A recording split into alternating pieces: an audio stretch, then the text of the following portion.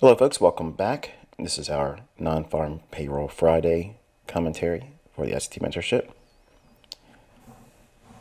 for January 7th, 2022. All right, so we have the dollar index here still inside its consolidation. Had a nice expansion on the downside today, still staying inside of the range in here. And painless, even though I'd prefer to see a rally higher. That's the side of the marketplace I'm sticking with. I'm demanding the market prove that it is not willing to go higher. It hasn't done so yet, but even with this event here, non-farm payroll, we don't worry about it. We don't participate or engage. Had a nice little expansion on the downside. Created a nice opportunity for intraday volatility, higher for euro and cable, but painless. There's no regret. There's no fear of missing out. There's no I wish I would have been a part of. It's completely detached, emotionally, psychologically. And that's what you should be feeling. So we're going to be watching to see what it does going into next week. Again, if it needs to come back down in here, this level, it's kind of like the line in the sand. I wouldn't want to see it go through that. If it did, if it came back up and found some resistance there, then that would be likely to see it trade in here. I don't see that yet, but it's certainly possible. If I'm incorrect, that's most likely what would be the catalyst for a run into this area here. I'm just looking for the range to be maintained, and then we'll see what we get next week. All right, here is the hourly chart on dollar. Now, I mentioned 2 videos ago that this area had my interest, and I mentioned how last night it ran into that first, where I would have rather seen it go down to pick up a discount, then go to that level. So this was problematic, and I mentioned this in discussion last night, how this is not likely to bolster continuation if it goes there first. If it drops to a discount first, then goes for that, that's, from a narrative standpoint, that's better. That's ideal if you're bullish. It's harder, it's not impossible, but it's harder for a market to run to a premium, then discount when you're bullish, and then see it continue higher, especially in a range consolidation that we've been maintaining for a dollar for this long. Non-farm payroll event here. So the market creates its short-term high, then it drops, attacks the sell side here and here, and there's a small little imbalance in here. Now notice back and forth, all the candles having worked both sides of the marketplace until we get to this one single candle. So that exposed area here, we see it trade down into that. I think that's interesting. So overall, it's 10, 20, 30, 40, 50, half a penny move on a decline on non-farm payroll. Not bad. 15-minute time frame on dollar index.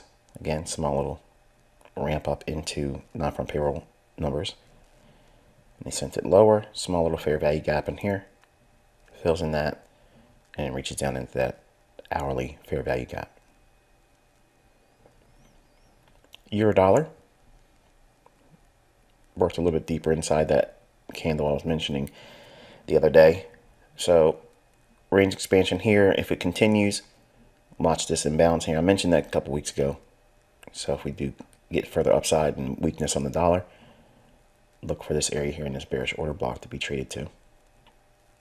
All right, euro dollar hourly chart. You can see we traded back up into this run. This, I think this was the 2-hour chart that created that imbalance, and we returned back into it here.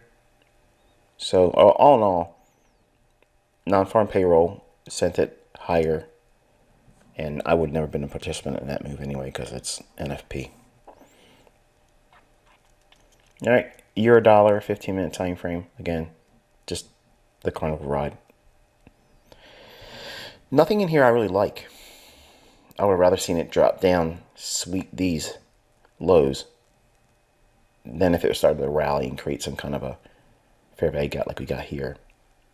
Then I would have been using tape reading exercises for a run higher, but just dropping into here, that's not enough for me. Just nothing in here really frames it well for me to anticipate that type of move. So it is what it is. And the pound, I mentioned this bearish order block would be likely the draw if it was to continue higher.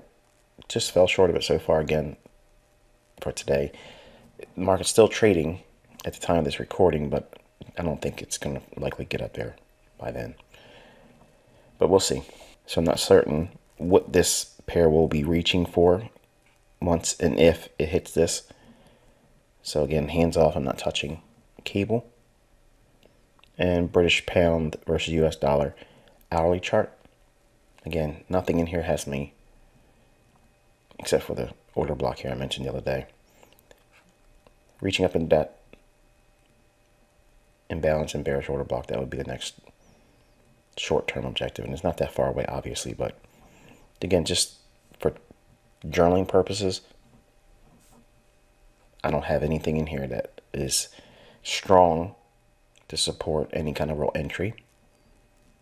So it's, again, non-farm payroll, typical. We don't participate, and there's nothing in here that you should be fearing that you missed participation in.